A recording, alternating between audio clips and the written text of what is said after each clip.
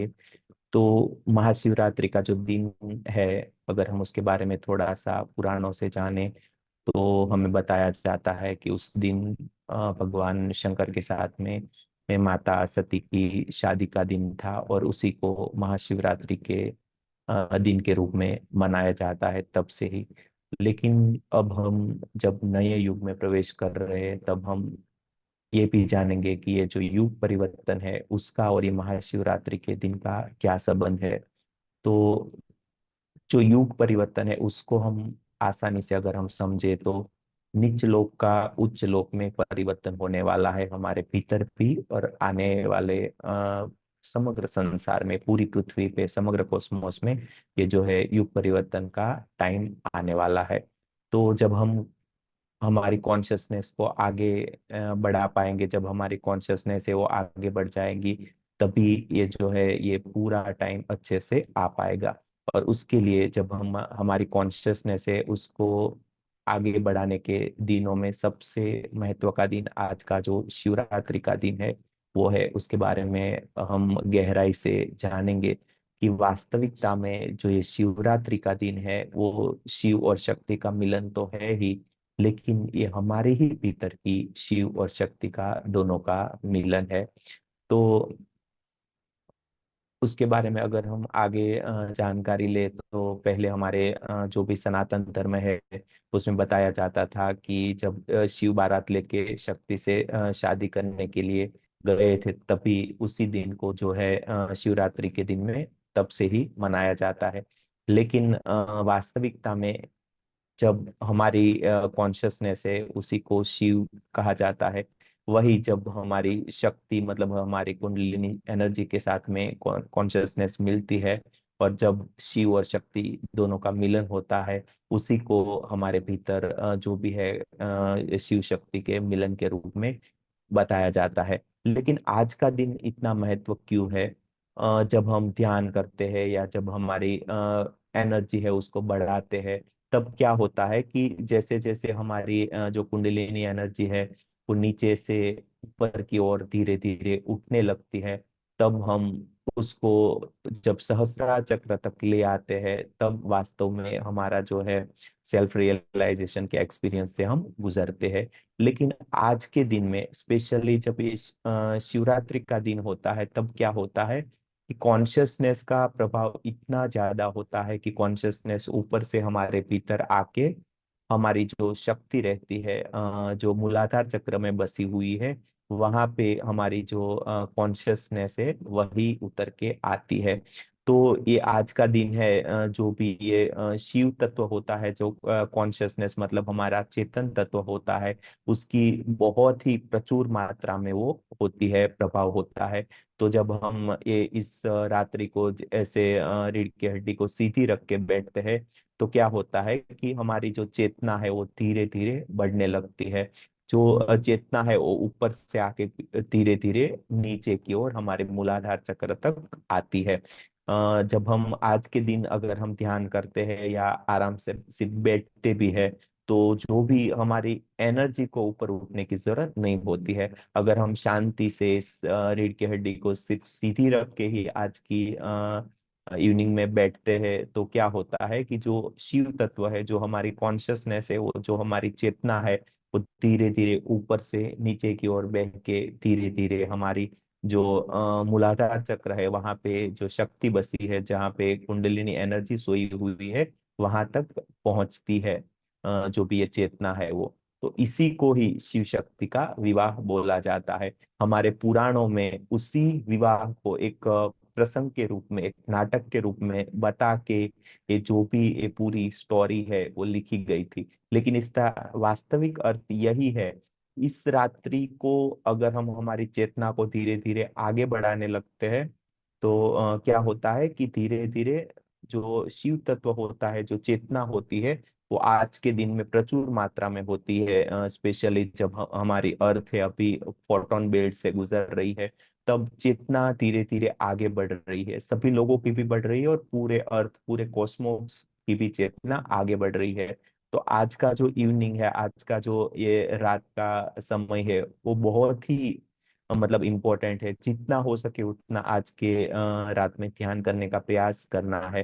तो जैसे ही सिर्फ हम शांत होकर ऐसे ही बैठ जाएंगे, तो क्या होगा कि हमारी जो एनर्जी है उसको ऊपर उठाने की कोई जरूरत नहीं होगी।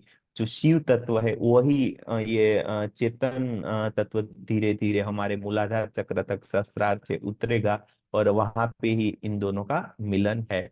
तो यही आज का जो दिन है, ये इसका महत्व है कि जब मतलब पहले ऐसा बताया जाता था कि शिव जी है वो पूरी अपनी बारात लेके पूतों के साथ में धीरे धीरे ये जहाँ पे शक्ति का निवास होता है, नगर होता है, वहां पे आते हैं। तो मतलब वही होता है, हम भी जब ऐसे एक्सपीरियंस से गुजरते हैं, तो जब हमारी भी चेतना ऊपर से लेके धीरे धीरे नीचे की ओर हमारे मूलाधार चक्र तक पहुंचती है, तो ऐसे ही बहुत सारे एक्सपीरियंस हमें आते हैं। तो इसी एक्सपीरियंस को जैसे ऋषि महर्षि है, उन्होंने ये सब लिख के पुराणों का रूप दे दिया है। और उनको हम सिर्फ एक नाटक की तरह ही समझते हैं, लेकिन उसका इंटरनल महत्व हमारे भीतर क्या है वो हमने कभी जानने का प्रयास नहीं किया।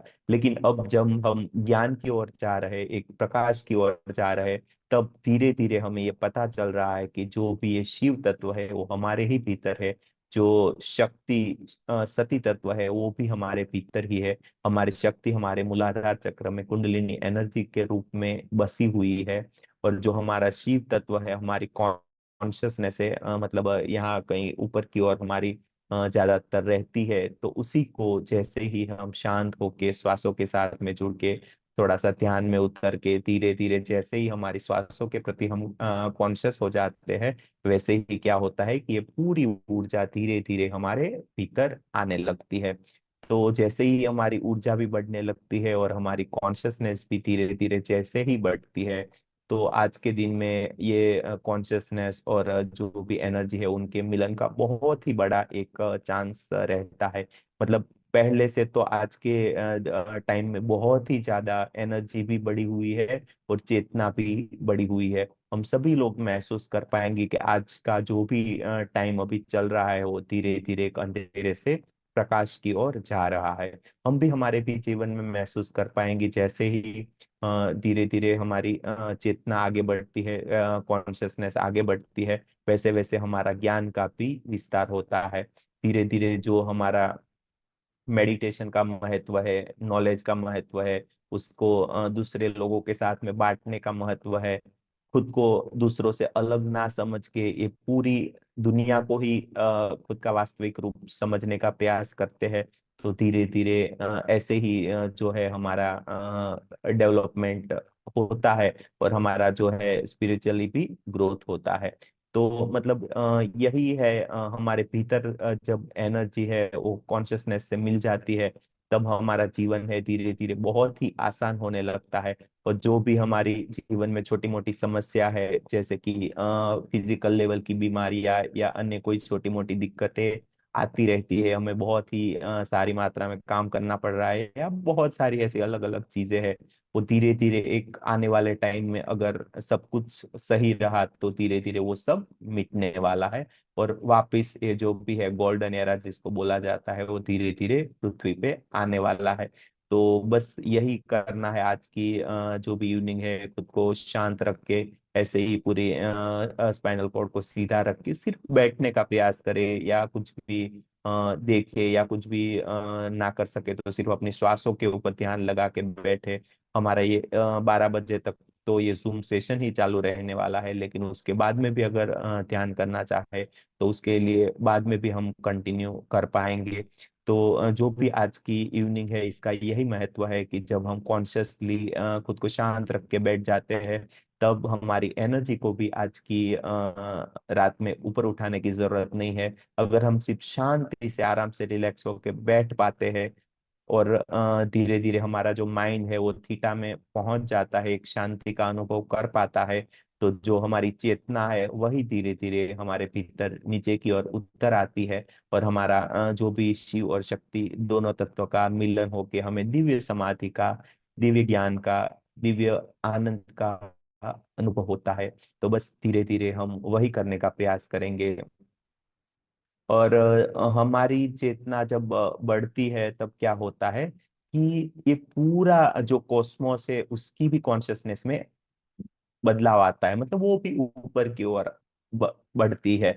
हमें क्या लगता है कि जब हम खुद के ऊपर ध्यान दे के खुद की चेतना जब उठाते हैं, खुद की चेतना जब खुद की कॉन्शियसनेस बढ़ाते हैं, तो उसका असर खुद के लिए सिर्फ सीमित नहीं रहता है, बल्कि ये पूरे ब्रह्मांड के ऊपर असर डालता है। और हमारे साथ साथ में ये पूरे ब्रह्मांड की जो भी कॉन्शियसनेस है उसको बढ़ाने का काम करता है। तो ये खुद को समझने का प्रयास करना है कि जब हम खुद को थोड़ा ध्यान में आगे बढ़ाते हैं तो खुद का तो भला करते ही करते हैं, साथ में ये सभी पूरे कॉस्मोस का, पूरी सृष्टि का भी भला करते हैं और उसका भी डेवलपमेंट होता है। तो खुद को तो आगे बढ़ाना ही बढ़ाना है, साथ में पूरी सृष्टि के लिए जितना हो सके उतना ध्यान करने का प्रयास करना है। स्पेशली जो आज की रात है वो एक बहुत ही अच्छी मतलब रात कही जाती है ध्यान के लिए।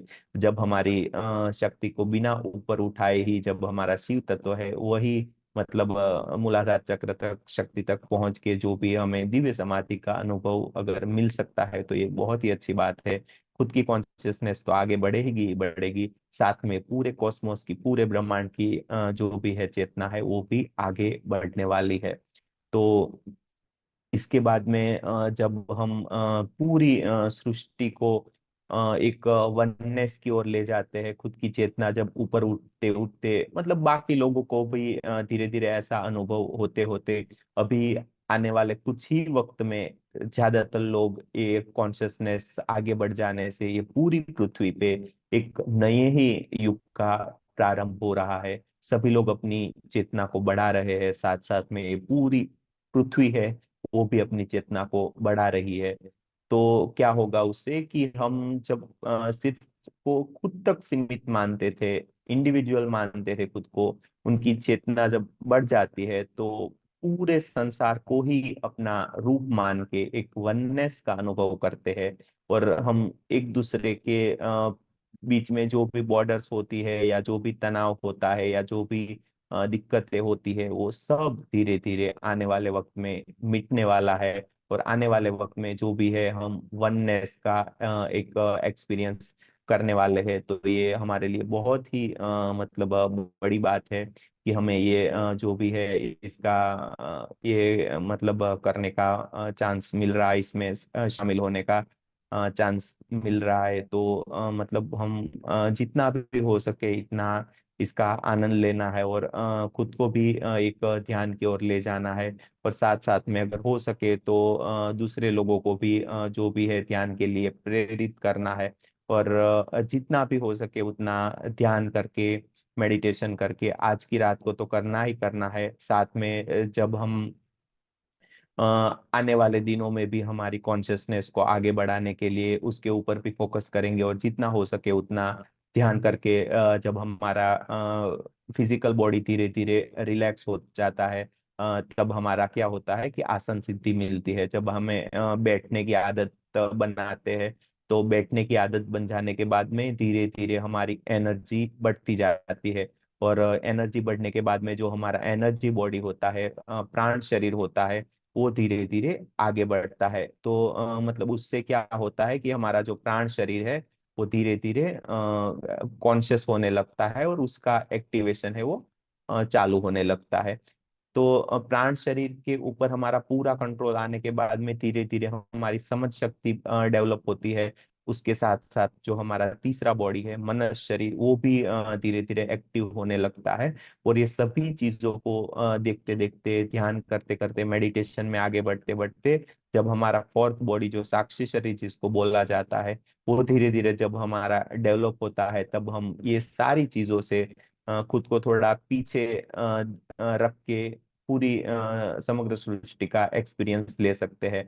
और जो भी कोई भी दिक्कत आती है तो इसको सिर्फ शरीर तक सीमित रख के खुद के अंदर तक ना पहुंचने दे और धीरे धीरे खुद को आगे बढ़ाने का प्रयास करे। और साथ साथ में जो भी दूसरे लोगों को भी प्रेरित करने का प्रयास करे ध्यान के लिए।